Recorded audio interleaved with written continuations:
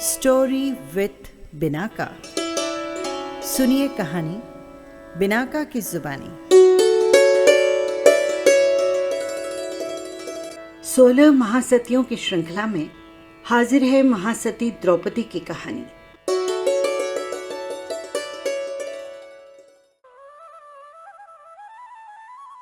कांपल्यपुर का भव्य राजभवन, एक अनोखी चमक द्रुपद पुत्री के चेहरे पर छाई हुई है। पूरी नगरी तोरण द्वारों से नई दुल्हन की भांति सज चुकी है। कल ही तो राजकुमारी द्रौपदी का स्वयंवर होने जा रहा है। कितनी हलचलें, कितने अनुमान, कितने विचार सैकड़ों हजारों हृदयों में चक्र की भांति चक्कर लगा रहे हैं। राजकुमारी सखियों से घिरी हुई है, हाथों पर रच रही है मेहंदी, आंखों में एक आशा और हृदय में एक प्रकंपन है। न जाने कौन होगा मेरा प्राणेश्वर। इस चर्चित स्वयंवर में मुझे पाने के लिए पहुंच चुके हैं युवराज, राजकुमार, राजा, महाराजा। सोचते सोचते द्रौपदी नई दुनिया के सपनों में झूलने लगी है। उसकी रात करवटें बदलते बीत जाती है। प्रथम प्रहर के पूर्ण होते होते स्वयंवर की प्रारंभिक गतिविधियों का प्रारंभ हो गया है। समस्त प्रत्याशियों ने ससम्मान अपना स्थान ग्रहण किया। द्रुपद राज ने अपनी ओजस्वी और शिष्टाचार से परिपूर्ण शब्द शैली से उनका सादर बहुमान करने के उपरांत मूल प्रस्ताव को प्रस्तुत किया। राजकुमारी द्रौपदी, जो विश्व की अपने आप में अनुपम सुंदरी है, इतना ही नहीं, वो शील, सदाचार और संस्कार की जीवंत प्रतिमा है। उसके जीवन साथी के चयन का महोत्सव एक खुशी का अवसर है तो आशा मिश्रित पराक्रम का संगम भी है। उसी पराक्रमी अनुपम साहसी व्यक्तित्व के गले में राजकुमारी द्रौपदी वरमाला आरोपित करेगी, जो राधा वेद की परीक्षा में खरा उतरेगा। राधा वेद के संदर्भ में जिज्ञासुओं के नयनों में तैरती जिज्ञासा को समाहित करते हुए द्रुपद फिर से बोले, आप देख रहे हैं कि महोत्सव मंडप के ठीक मध्य में तेल से आपूर्ण पात्र है। उसके ऊपर एक निश्चित दूरी पर 100 पुतलियां चक्कर लगा रही है, जो कि तेल कुंड में स्पष्ट रूप से प्रतिबिंबित हो रही है। जो प्रत्याशी नीचे तेल कुंड पर दृष्टि एकाग्र करता हुआ उन पुतलियों में से राधा नाम की पुतली का वेदन करेगा, वो ही राजकुमारी का हृदय हार बनेगा। अनेक राजा आए और गए, पर कोई भी राधा वेद नामक मछली को नहीं बेच पाया। दुर्योधन भी प्रत्याशियों की पंक्ति में विराजमान था। अहंकार की रेखाएं उसके चेहरे पर स्पष्ट नाच रही थी। क्रमशः उसका क्रम भी आया। मूंछों पर ताव देता हुआ वो उठा, पर दूसरे ही पल उसका उत्साह ठंडा पड़ गया। राधा वेद में उसे करारी हार का सामना करना पड़ा। इसी क्रम में 5 पांडवों में से बेजोड़ धनुर्धर अर्जुन की भी बारी आई। उसने द्रुपदराज को प्रणाम किया, ज्येष्ठ बंधुद्वय युधिष्ठिर और भीम का आशीर्वाद लिया, नकुल और सहदेव की शुभकामनाएं ली, सधी चाल से तेल कुंड के पास पहुंचा। इष्ट देव का स्मरण किया। वातावरण स्तब्ध हो गया। अर्जुन अपनी सफलता के प्रति सर्वदा निशंक था। एकाग्र दृष्टि, स्थिर हृदय, विश्वास से भरपूर मन, सभा में उपस्थित मन आशा, निराशा, आस्था, संदेह जैसे भावों में घिरे थे। तब अर्जुन ने आशा, आस्था और एकाग्रता को साधते हुए राधा नामक पुतली की आंख की ओर बाण चला दिया। दूसरे ही पल बाण ने लक्षित का वेदन किया। सभा मंडप में विराजमान हजारों व्यक्ति जय जयकार कर उठे, पांडुपुत्र राजकुमार अर्जुन की जय हो, पांडुपुत्र राजकुमार अर्जुन की जय हो। यद्यपि अर्जुन का ये अनुपम सफल कदम दुर्योधन को सर्वथा अप्रिय लग रहा था, लेकिन उसके विरुद्ध कोई भी कार्यवाही करने में वो सर्वथा असक्षम था। सखियों से घिरी राजकुमारी ने अर्जुन की दिशा में कदम बढ़ा दिए। गंभीर चाल, झुके नयन, लरचते होठ पास खड़ी सखी के कर में स्थित पुष्प थाल में से वरमाला उठाई द्रौपदी ने एक पल के लिए अर्जुन को निहारा। चमकता ललाट, विशाल वक्षस्थल, गौर बदन। प्राणेश्वर, आज मैं आपको वैसे ही समर्पित, रोम रोम से अर्पित हो रही हूं जैसे समंदर को नदियां, पानी को मीन। इन्हीं भावों को नयनों में प्रकट करती हुई सस्नेही और समर्पण पूरित हृदय से द्रौपदी ने अर्जुन के गले में वरमाला डाल दी। इंद्रप्रस्थ के सभा भवन उद्घाटन के समारोह में पहुंची द्रौपदी कक्ष में मखमली शैया पर बैठी थी। वातायन से प्रकृति की सुरम्य सुषमा का आनंद उठाती हुई अतीत के इन पृष्ठों को कब पड़ने लगी उसको खुद को भी ख्याल नहीं रहा। अतीत से उसकी कड़ी तब टूटी जब सम्मुख खड़े दूत के शब्द उसके कर्ण पटल से टकराए।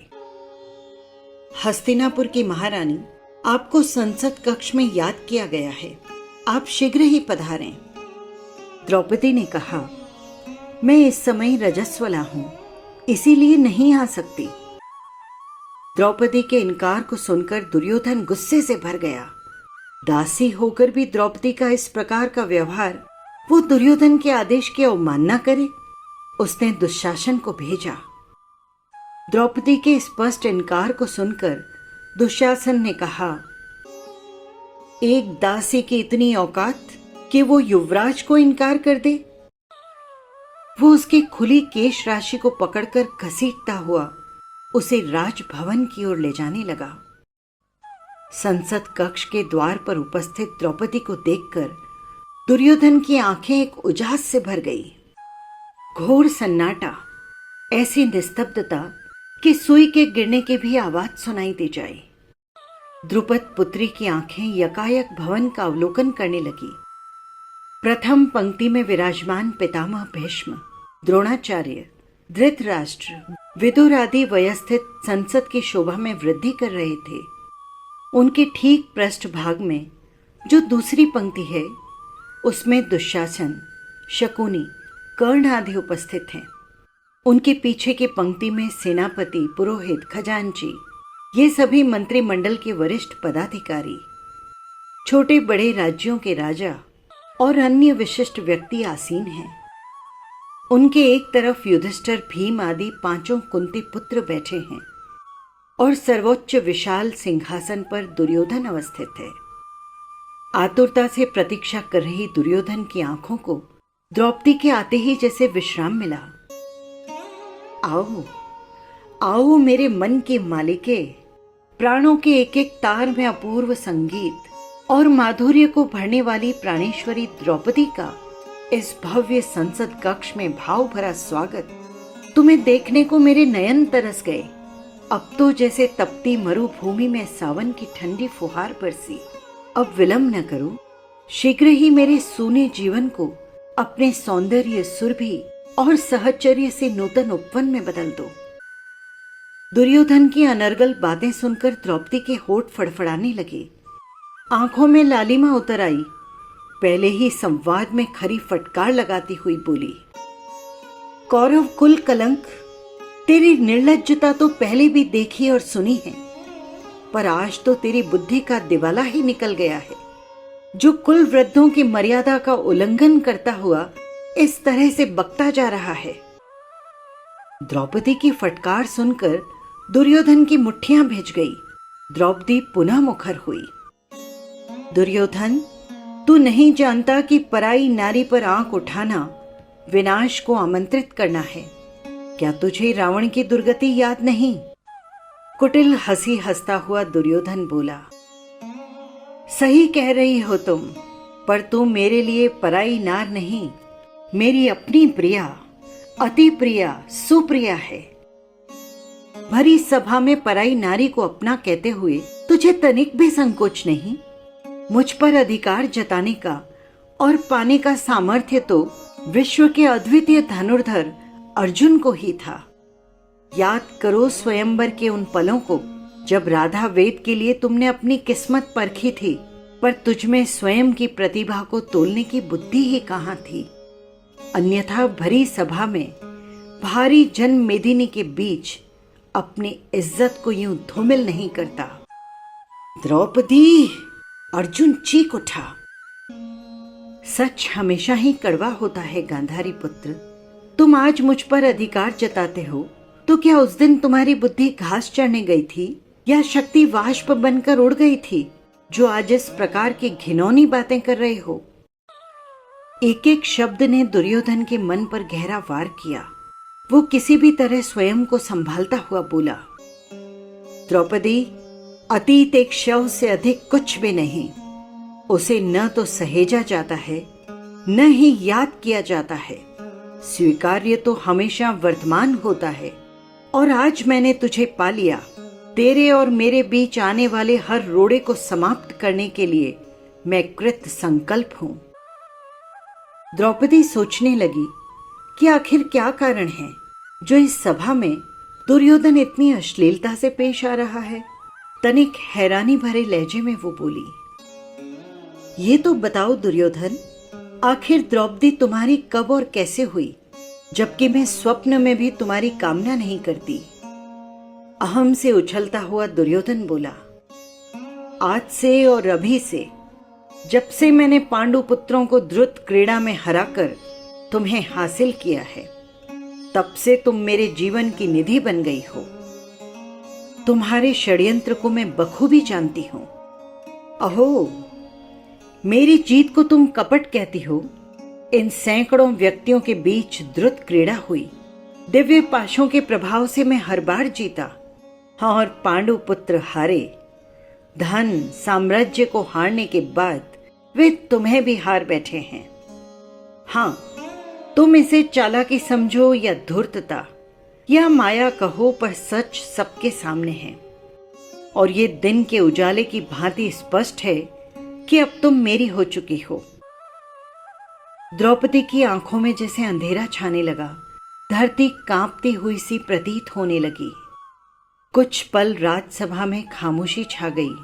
द्रौपदी संपूर्ण घटनाक्रम को समझकर मनोमन कह उठी, ओह, आदमी जब जब भोगों के तृष्णा का शिकार बनेगा, तब तब अपमान पराजय के कड़वे घूंट पीने ही पड़ेंगे। तभी सोच का आधार बदला। देखो तो सही, लोभ की मार से पांडु पुत्र भी नहीं बच पाए। द्रुत क्रीड़ा का पर्दा उनकी विवेक की आंखों के आगे अंधेरा बिछा गया और वे सोच न सके।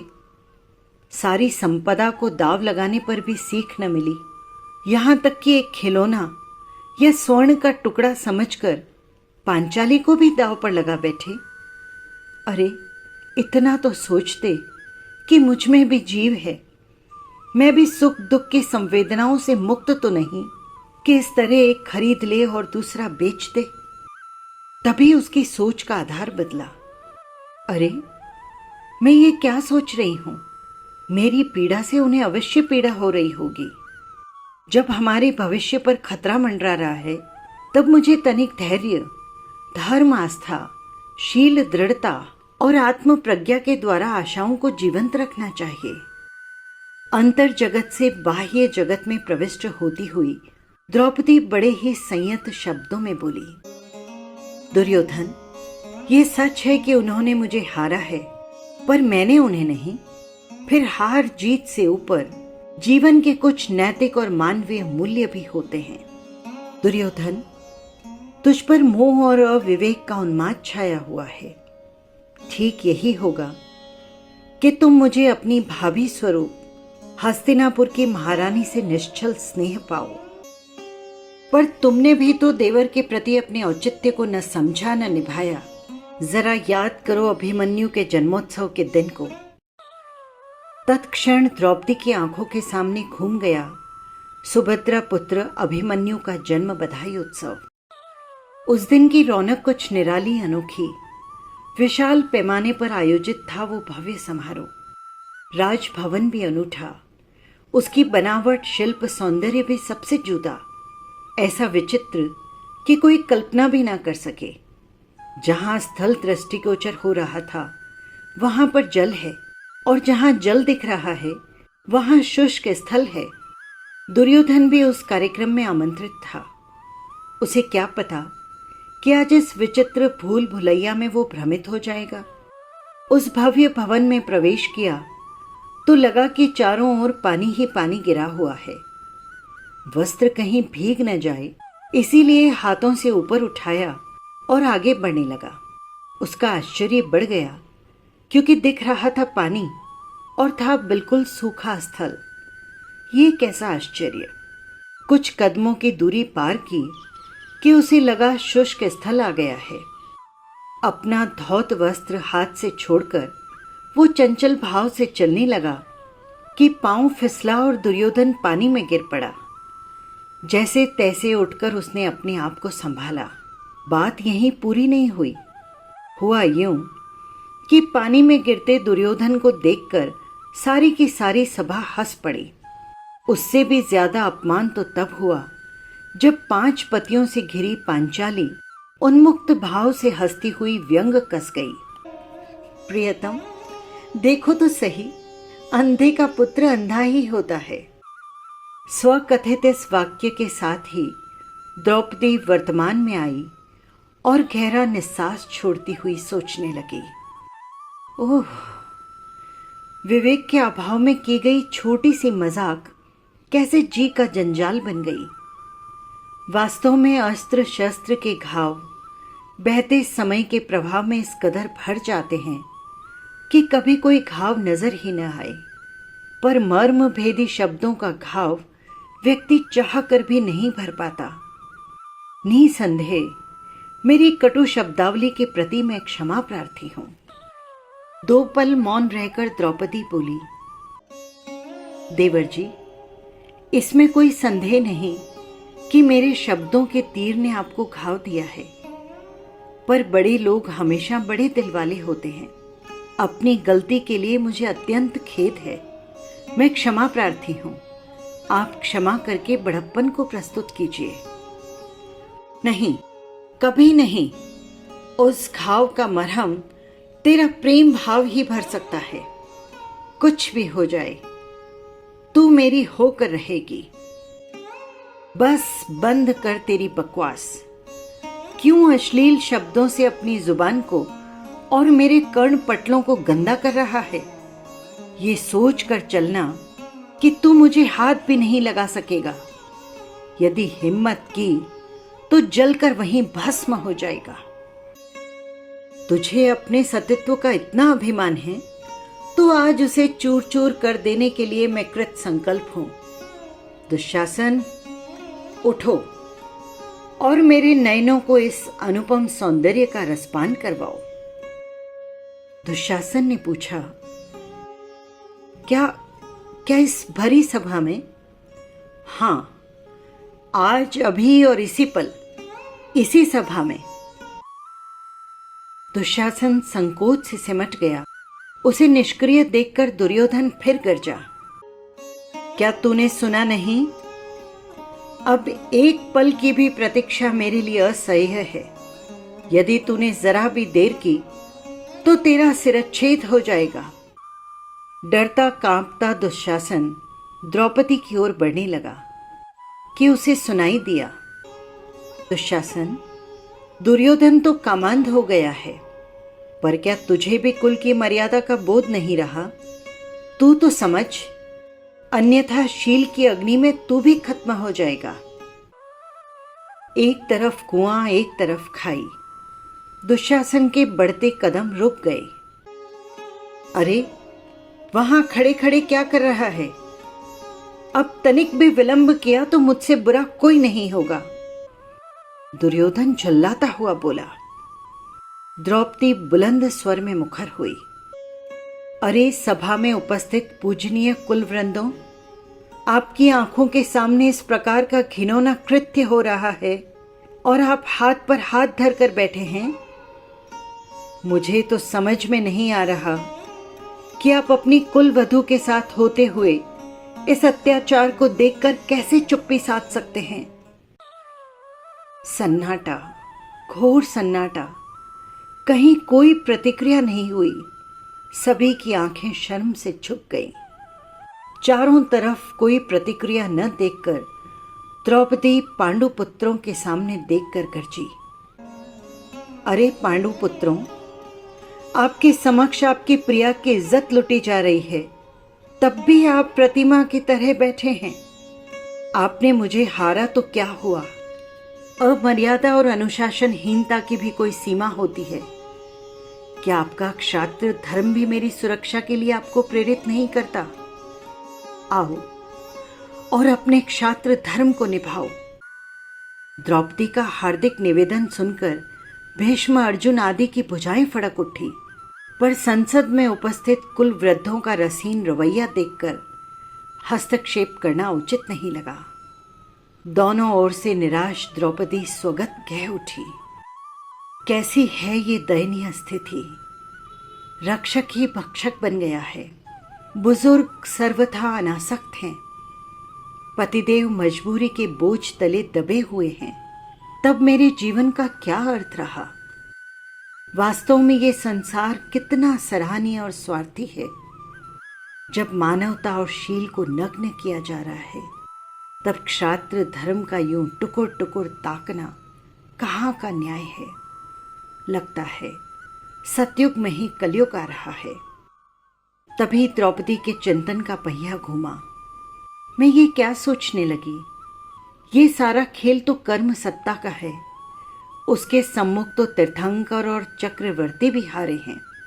फिर मेरी क्या बिसात? इसमें कसूर न पांडु पुत्रों का है, न दुर्योधन दुशासन का। ये तो सब निमित्त मात्र हैं। बस मुझे मेरा संकल्प नहीं हारना। यदि मुझे शील की शक्ति पर श्रद्धा है, तो दुर्योधन और दुशासन तो क्या, विश्व की बड़ी से बड़ी शक्ति भी मेरा बाल बांका नहीं कर सकती। श्रद्धा के तारों पर शील का संगीत छेड़ती हुई द्रौपदी आत्मलीन हो गई। बाहर का संपर्क टूटा कि भीतर से एक प्रकाश हुआ। एक अपूर्व वर्तुल बना। शील के शैल से टकराकर हजारों लाखों वज्र भी बेकार हो गए। उसकी आंतरिक शील निष्ठा ने निश्चय ही सुरेंद्रों को प्रभावित किया। दुशासन चीर को खींचते खींचते थक गया। फिर भी जब उसका किनारा हासिल नहीं हुआ, तो उसकी सांसें फूलने लगी। दुर्योधन की चिर परीक्षित चाह अभी भी अधूरी थी। उसे कुछ भी समझ नहीं आ रहा था कि मेरी मनोकामना में ये विलंब क्यों हो रहा है, जबकि वस्त्र का ढेर लग चुका है। दुशासन अत्यधिक थक चुका था। 1000 पुरुषार्थ साधने पर भी चीर के अंतिम छोर को पा लेना उसके लिए संभव नहीं था। तथापि दुर्योधन की आज्ञा के विरुद्ध जाकर वो उसकी नाराजगी मोल लेना नहीं चाहता था। वो काफी समय तक यूं ही चीर को खींचता रहा और चीर रबड़ की तरह फैलता रहा। तनिक मायूस होकर वो बोला, राजन, क्या करूं? इस चीर का अंतिम छोर नजर ही नहीं आ रहा। ये कोई देव माया है या इंद्रजाल? दुर्योधन विस्मित तो था, पर उन्माद अभी भी उसका कम नहीं हुआ। दुशासन, घबराने की जरूरत नहीं। आज मैं अपने मन। वो आगे कुछ बोलता, इतने में धृतराष्ट्र की ध्वनि कर्ण पटल से टकराई। अरे निर्लजों, अपना ये घिनौना तमाशा बंद करो। बहुत कर ली अपनी मन की। तुम्हें न तो अपनी कुल मर्यादा का बोध है, न अपयश की चिंता। तुम कितना ही यत्न क्यों न कर लो, महासती के सतित्व के सत्व की था नहीं पा सकोगे।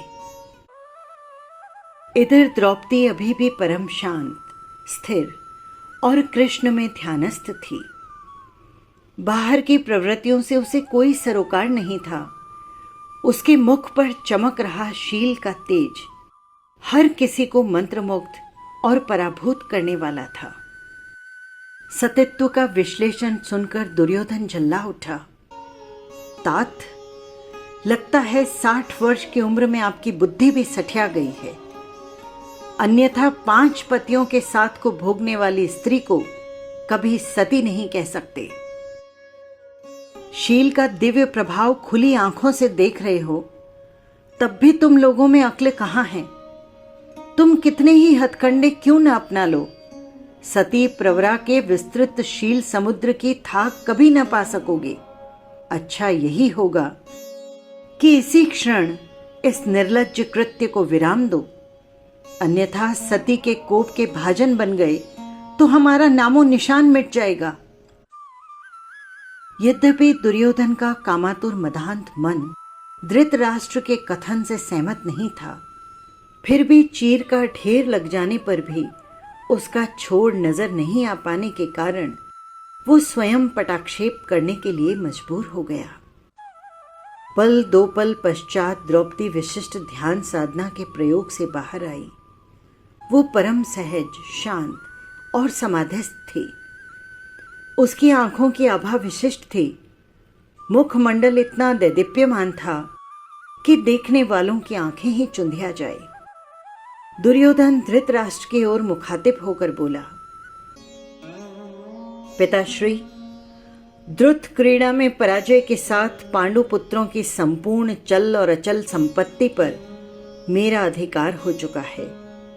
12 वर्षों की निश्चित कालावधि पर्यंत इन्हें वनवास और 1 वर्ष का अज्ञातवास करना होगा। हाँ, एक रास्ता जरूर है।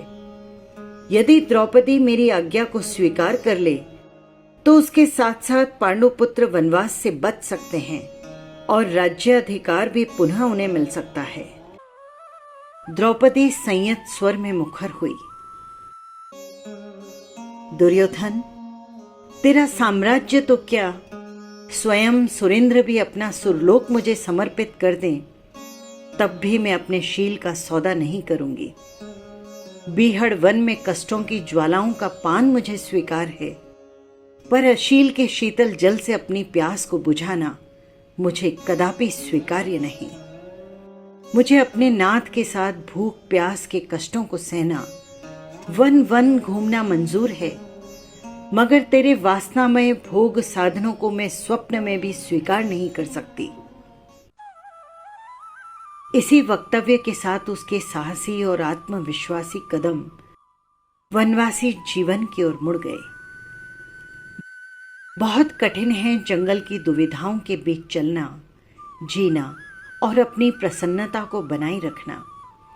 यद्यपि नियति ने उसके साथ अति क्रूर मजाक किया था, तभी तो राजा और राज परिवार के अंग होने पर भी उन्हें आज वन वन भिखारी की तरह भटकना पड़ रहा था। सब कुछ लुट जाने पर भी उन्होंने अपने संयम और संतुलन को बचाए रखा है, और ये उनकी सबसे बड़ी निधि भी है। भोजन पानी देर सवेर मिलता, कभी कभी तो पानी पीकर ही सो जाना होता। कोई स्थान नहीं मिलता तो वृक्ष के नीचे सोना उनकी मजबूरी है। फिर भी मानसिक सहिष्णुता, धीरता और गंभीरता की छांव उन्हें सुकून देती है। समत्व को साधते हुए कष्टों के दिन और पीड़ाओं की रातें हंसते हंसते वे बिता देते हैं। दिन बीतते जा रहे हैं, रातें पीछे छूट रही है, और समत्व एक समझ का आंचल थामे एक वन से दूसरे वन, एक नगर से दूसरे नगर, एक डगर से दूसरी डगर, बस आगे बढ़ते ही जा रहे हैं। घूमते काल चक्र के साथ 12 वर्षों की नियत अवधि परिपूर्ण हुई। अब अज्ञातवास का मात्र 1 वर्ष अवशिष्ट था। किसी को 1% भी गंध न लगे, इस तरह अपने आप को छिपाकर उन्हें 1 वर्ष की कालावधि पसार करनी थी। वे अनमोल 6 मोती जो एक ही धागे में पिरोए हुए, मजबूरीवश उन्हें अलग अलग होना पड़ा। द्रौपदी की नियुक्ति विराट राजा की महारानी का अंतपुर जहां मुस्कुराता है, वहां हुई है। हस्तिनापुर की महारानी ने एक सेविका बनकर सेवा के बल पर न केवल महारानी का दिल जीता, अपितु कार्य कुशल, विश्वस्त, योग्य और धैर्य की प्रतिमा के रूप में अपनी पहचान भी कायम कर ली। उसने अपना नाम रखा था सैरंध्री। अपनी उंगलियों की विविध कलाओं से उसने रानी सुदेश्या के सौंदर्य को नया रूप निखार दिया और महारानी की सर्वाधिक विश्वस्त सेविका बन गई। महारानी के भाई कीचक का एक दिन अपनी भगिनी से मिलना आना हुआ। सैरंध्री पर पड़ी नजर उसके मन में अनेक चाहतें जगा गई। वैसे भी वो कामुक प्रवृत्ति वाला था। द्रौपदी के सौंदर्य ने उसके दिन का चैन और रात की नींद छीन ली। वो दासियों के साथ स्वर्णाभूषण भेजने लगा, पर द्रौपदी उन अपवित्र आभूषणों का स्पर्श किए बिना ही लौटा देती। इनकार, इंतजार के साथ बढ़ती बेचैनी। और एक दिन तो सैरंध्री जब आवास स्थल की ओर जा रही थी, कीचक ने एकांत पाकर उसका हाथ पकड़ लिया। द्रौपदी तत्काल हाथ छुड़ाकर गंतव्य की ओर बढ़ गई। मन में आया कि कीचक की अश्लील हरकत का महारानी के सामने तुरंत भंडाफोड़ कर दे, लेकिन अपने गुप्त वर्षावास की स्थिति में कुछ भी कहना उसे उचित नहीं लगा। कीचक की अभद्र मनस्थिति से पांडुपुत्र क्रुद्ध हुए बिना नहीं रहे। पांचाली, तुमने अगर पहले संकेत दे दिया होता तो ठीक रहता।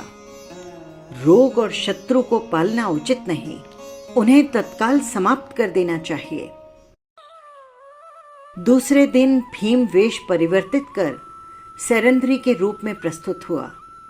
एकांत में कीचक की अश्लील हरकत पर उसके मुख पर ऐसा जोरदार मुक्का जड़ा कि दूसरे ही पल उसके प्राण पंच तत्व में विलीन हो गए।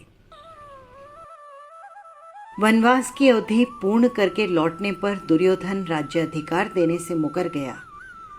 अंतोगत्वा पांडवों और कौरवों के मध्य महायुद्ध हुआ, जो कि महाभारत के नाम से विश्व विख्यात है। इसी युद्ध के दौरान एक हृदय विदारक घटना घटती है। द्रोणपुत्र अश्वत्थामा के मन में घोर प्रतिशोध की ज्वाला धधक रही है। रात्रि में सुख निद्रा में लीन द्रौपदी के 5 पुत्रों का वध करके वो वहां से 9-2-11 हो गया है। पांडुपुत्र दुखी थे, पर मां द्रौपदी की पीड़ा का पार नहीं था। पांडुपुत्र उपवन के सुकोमल फूलों ने उस हत्यारे का क्या बिगाड़ा था, जिसने मेरी हरी भरी जीवन वाटिका उजाड़ दी। अश्वत्थामा कितना ही दूर क्यों न भाग जाए, चाहे किसी भी गुफा कंदरा में छिप जाए, पर पांडु पुत्रों के लंबे हाथों से कब बच सकता था। पांडु पुत्रों ने उसे द्रौपदी के चरणों में पटकते हुए कहा, बोलो द्रौपदी, इसे क्या सजा दी जाए। द्रौपदी साध्वी की तरह क्षमा मूर्ति बनकर बोली, इसे क्षमा दान देना चाहिए। तनिक हैरानी से युधिष्ठिर बोले, पांचाली, क्या तुम इतनी जल्दी भूल गई कि इस दुष्ट ने हमारे 5 पुत्रों को छीन लिया है? स्वामिन, भूली नहीं, पर इसके प्राण लेने से क्या मिलना है? इसके शूली पर चढ़ जाने से न तो मेरी आंखों के तारे वापस लौट सकते हैं, न मुझे सुख और सुकून मिल सकता है। फिर मुझे ये प्रतिपल याद है कि अश्वत्थामा भी किसी मां का पुत्र है। पुत्रों की विरहाग्नि में मैं जिस तरह पल पल जल रही हूं, वैसे ही इसके अभाव में गुरु पत्नी को भी विरह व्यथा सहनी होगी, और ये मैं नहीं चाहती। फिर तनिक गंभीर होकर द्रौपदी उपदेशात्मक शैली में बोली, हिंसा से हिंसा, वैर से वैर कभी भी शांत नहीं होता। कोई व्यक्ति यदि घी डालकर आग का शमन करना चाहे तो क्या वो संभव होगा? कभी नहीं। प्रेम, मैत्री और अहिंसा वे अमर तत्व हैं जो अमृतत्व का अमृत फल दे सकते हैं। प्राणी मात्र से मैत्री करना, ये मंत्र कहने व सुनने के लिए नहीं, आचरण में उतारने के लिए है। अश्वत्थामा, तुम मेरी ओर से हमेशा अभय निर्भय हो। पाप तुमने नहीं किया, पाप मेरा है, पूर्व भवों के कृत कर्मों का है, जिसने मेरे पुत्रों को मुझसे जुदा किया है। तुम तो केवल निमित्त बने हो।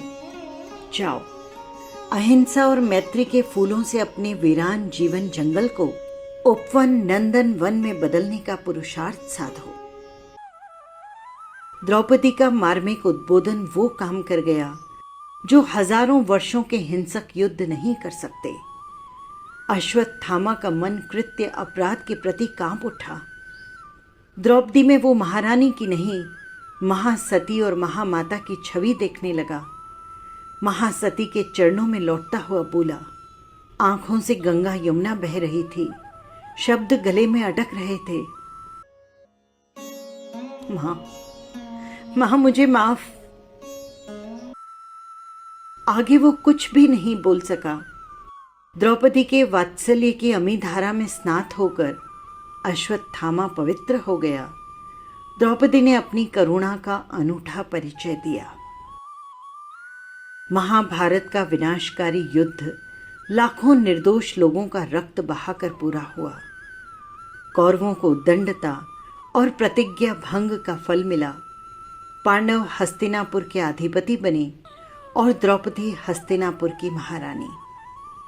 आने वाला हर पल द्रौपदी के जीवन में सुख, चैन और आराम का संदेश लेकर आया। पर यह भी तो शाश्वत सच है कि हर दुख की रात के बाद सुख का प्रभात होता है, तो हर सुख के सवेरे के पीछे दुख का अंधेरा भी छिपा होता है। अचानक द्रौपदी के सुखी जीवन को किसी की नजर लग गई। एक दिन नारद ऋषि का अंतःपुर में आना हुआ। द्रौपदी उस समय अपनी दैनिक धर्मचर्या में संलग्न थी और वो ध्यान न दे पाई। नारद मुनि ने इसे अपना अपमान समझा। प्रतिशोध के ताक में वे अमरकंका पहुंचे और नरेश पद्मनाभ के सामने द्रौपदी के सौंदर्य को सुंदर स्वर दिया। पद्मनाभ सौंदर्य का रसिक और विलास प्रिय था। उसने देव की सहायता से द्रौपदी का अपहरण कर लिया। देख द्रौपदी, ये सोने के कंगूरे, ये रत्नमय भव्य राजभवन सब तेरे चरणों में समर्पित है। बस एक बार तू मेरी होकर देख। मुझे न तो भोग की साधना की भूख है, न मैं अपने शील का सौदा कर सकती हूँ। मुझे पाने के लिए भले ही तू लाख यत्न कर ले, पर तू मुझे कभी न पा सकेगा। देवी द्रौपदी, तू खुद ही सोच, अब तू मेरे अधिकार में है। आखिर तुझे मेरा होना ही होगा और इसके लिए मैं तुझे 6 माह का समय देता हूं। द्रौपदी सोचने लगी, ये उपाय ठीक है। 6 मास की अवधि में स्वामी मुझे खोजते खोजते अवश्य आ जाएंगे। द्रौपदी पल पल अपने स्वामी का इंतजार करने लगी और पद्मनाभ राजा पल पल 6 माह की पूर्णता के इंतजार में बिता रहा था। सोच रहा था कि क्यों अनचाहे उसने 6 मास की दीवार खड़ी कर दी। वो वासना के गंदे विचारों में जी रहा था और द्रौपदी आंबिल तप के निर्मल सुवास से अपने चित्त को सुवासित कर रही थी। 6 माह पूर्ण हुए और पांडु पुत्रों ने वासुदेव श्री कृष्ण की सहायता से द्रौपदी को पुनः प्राप्त कर लिया। द्रौपदी अतीत के कितने ही पन्नों को खोलकर पढ़ने लग जाती है। पिताश्री का महल, वात्सल्य की चौखट। उसी नगरी में एक बार महामुनि पधारे। वे असाधारण ज्ञान के धनी थे। मैं उनकी परिउपासना के लिए उपस्थित हुई। अमृत प्रवचन के उपरांत मेरी जिज्ञासा को समाहित करते हुए मेरे पूर्व जन्मों के एक एक पृष्ठ को खोलकर पढ़ने लगे। द्रौपदी, अनेक भावों पहले तू नागश्री नामक ब्राह्मणी थी। तुम्हारे पति सोम भ्रातात्रय में मध्यवर्ती थे। सामूहिक जीवन शैली, तुम सबकी घरेलू काम के लिए क्रमशः नियुक्ति होती थी। कार्य कुशलता के द्वारा तेरे मन में यश बटोरने की कांक्षा नाचती रहती। पाक कला में अपना चातुर्य प्रदर्शित करने के लिए तूने एक दिन विशिष्ट व्यंजन तैयार किए। बाकी सब बराबर था, पर शाक का लघु टुकड़ा अपने मुख में रखा कि तुम्हारा मुख कड़वाहट से भर गया। थू थू करते हुए तूने उसी पल थूक दिया। तू समझ गई, ये तो कड़वी तुम्बी है, जहर भरा हुआ है इसमें। चतुरता से तूने शीघ्र ही दूसरा शाक बना लिया, लेकिन उस सब्जी को कहाँ फेंकना, ये प्रश्न मन में चल रहा था। संयोग से उसी समय धर्म लाभ के मांगलिक आशीर्वाद के साथ मुनिन्द्र धर्म रुचि अणगार का तुम्हारे घर भिक्षार्थ आना हुआ। वे मुनि मासक क्षमण के तपस्वी थे। इस अनिष्ट का तनिक भी विचार किए बिना तू जहरीली सब्जी मुनि श्री के पात्र में डालने लगी। तुझे तो सब्जी का समापन करना था, इसीलिए मुनिद्र के मना करते करते भी तूने सारी सब्जी भिक्षा पात्र में खाली कर दी। द्रौपदी का मन दर्द से भर उठा। ओह, मैंने ये कैसा अनर्थकारी कार्य कर लिया। तभी उसके कर्ण पटल से केवल ज्ञानी भगवंत के शब्द टकराए। आहार उदरस्थ करने से पूर्व मुनिवर को जब गुरु महाराज के उपपात में पहुंचे, तब ज्ञानी गुरुदेव ज्ञान से जान गए कि ये आहार ग्राह्य नहीं है। उन्होंने आदेश दिया कि इस आहार को निर्वत भूमि में डाल आओ। द्रौपदी के हृदय की उत्सुकता बढ़ गई। श्वास को संतुलित करते हुए केवली प्रभु पुनः मुखर हुए। द्रौपदी, उस मुनिन्द्र की समता को तो देखो, जो कि जब गुरु आज्ञा को धारण कर जंगल में आहार परटने के लिए पहुंचे तो सब्जी की एक बूंद भूमि पर गिर पड़ी। परिणाम स्पष्ट था। उसकी गंध से चींटियों का रेला उसौर आने लगा और बिच्छू के तीक्ष्ण दंश से भी खतरनाक जहरीला स्पर्श पाकर वे सब मृत्यु की गोद में समाने लगी। देखते ही देखते कुछ पलों में सैकड़ों चींटियां शाक की एक बूंद पर बलि चढ़ गई। करुणा सागर मुनि ये दृश्य भला कैसे देख पाते। ओह, जीवों का भयंकर विनाश, महाहिंसा का आमंत्रण, दुष्ट कर्मों का बंधन और विस्तृत जन्म मरण की अनिष्ट परंपरा सर्जन। गुरु आज्ञा पुनः उनकी स्मृति पथ पर विचरने लगी।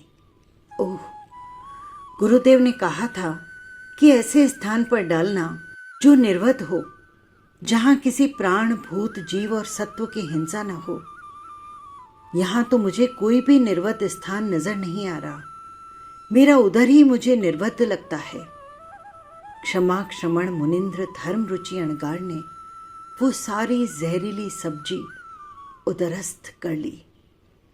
विष के तपोभूत शरीर पर ऐसा प्रभाव दिखा कि महामुनि की तेजस्वी आत्मा कुछ ही पलों में अगले पड़ाव की ओर प्रस्थान कर गई। भंते, जरूर इस अनिष्ट प्रवृत्ति का दुष्फल मुझे भोगना पड़ा होगा। अनायास ही द्रौपदी के मुख से शब्द निकले। हाँ द्रौपदी, कर्मों का भुगतान हर आत्मा को करना ही होता है। मुनि के देहावसान की घटना हवा की तरह पूरे नगर में फैल गई। सभी लोग नागश्री को धिक्कारने लगे। इससे भी अधिक कास, योनि शूल आदि 16 रोगों ने उसकी काया को छलनी छलनी कर दिया। आर्त रौद्र ध्यान में अपने शरीर को त्यागा और उसकी छोटी सी चालाकी उसे छठी नर्क तक खींच कर ले गई। वहां के घोर कठोर कष्टों को सहने के पश्चात भी नागश्री तिर्यंच योनि में अनेक भावों तक चक्कर काटती रही। जब कर्म थोड़ा कम हुआ, तब उसने एक श्रेष्ठी के घर में कन्या के रूप में जन्म लिया। उस जन्म में उसका वर्ण सुंदर, सुकुमार और सौम्य था। अतः गुणोपेत नाम रखा गया सुकुमालिका। बचपन के सपनों को पार सुकुमालिका यौवन के कक्ष में प्रविष्ट हुई। उसका छरहरा बदन, अर्ध चंद्राकार अधर युगल, अंग अंग से टपकते सौंदर्य में गजब का आकर्षण था। परिणय के उपरांत जब मिलन की प्रथम रजनी में श्रेष्ठी पुत्र उसका स्पर्श करने को आतुर हुआ, तो उसके शरीर से विद्युत तरंगे प्रवाहित होने लगी। ऐसे में भला उसको स्नेह पाश में कैसे बांधता। परिणाम ये हुआ कि कितने ही श्रेष्ठी पुत्रों ने सुकुमालिका को अपनाना चाहा, पर सफल नहीं हो पाए। ये बात माता पिता के लिए चिंताजनक थी, तो तेरे लिए भी कम घातक नहीं थी। एक और यौवन का उन्माद, दूसरी ओर विकट विद्युत तरंगे। काम लिप्सा में लिप्त सुकुमालिका ने एक भिखारी को बहुत सारा धन देकर उसके साथ विवाह कर लिया, लेकिन वो भी पहली रात भाग निकला। द्रौपदी, सुकुमालिका के भाव में तुम्हारी व्यथा का कोई पार नहीं था। व्यर्थ जाते यौवन की चिंता ने तुझे रुग्ण बना दिया। एक बार उपाश्रस्त साध्वियों के उपपात में पहुंचकर तूने अपनी मनोव्यथा प्रकट की। संवेगी श्रमणी वर्ग की संचालिका साध्वी ने कहा, हम पुरुष वशीकरण का कोई मंत्र तंत्र नहीं जानते, पर हाँ, इंद्रियों व मन को वश करने का मंत्र जरूर जानते हैं। वैराग्य सभर वाणी सुनकर तो उनकी निश्रा में संयम साधना के राजमार्ग पर चल पड़ी। जप तप और व्यवच्च के विविध संकल्पों को स्वीकार करके कषायों को मंद करने लगी। एक दिन ऐसा हुआ कि तेरे मन में अतापना लेने की आकांक्षा ने जन्म लिया। पूजनीय गुरुवर्या के चरणों में जाकर तू निवेदन करने लगी, पूज्य, यदि आपकी आज्ञा हो तो मैं सुभूमि उद्यान के निकट बेले बेले यानी 2-2 उपवास के तप से शरीर संपदा का सद्गुण करती हुई सूर्य की अतापना लेना चाहती हूँ। अतापना परिचय में खुद को तपाकर कर्म ईंधन को तपाग्नि में भस्मीभूत करना चाहती हूँ। तदर्थ आपकी अनुमति आवश्यक है। गुरुवर्ण्या ने कहा, साध्वी सुकुमालिके, उपाश्रय के बाहर श्रमणी के लिए अतापना लेने का जिनाज्ञा में कोई प्रावधान नहीं। अन्य साध्वियों के साथ रहकर उपाश्रय के अंदर ही वस्त्राव्रत शरीर से सूर्य की अतापना लेना कल्पता है। ये कहकर उन्होंने निर्जना कर्म के अनेक वैकल्पिक मार्ग तुझे सुझाए, पर तूने अपना हठाग्रह नहीं छोड़ा। आखिर साध्वी संग का त्याग करके मनमाना आचरण करने लगी। सुभूमि उद्यान के आसपास तप पूर्वक अतापना लेने लगी।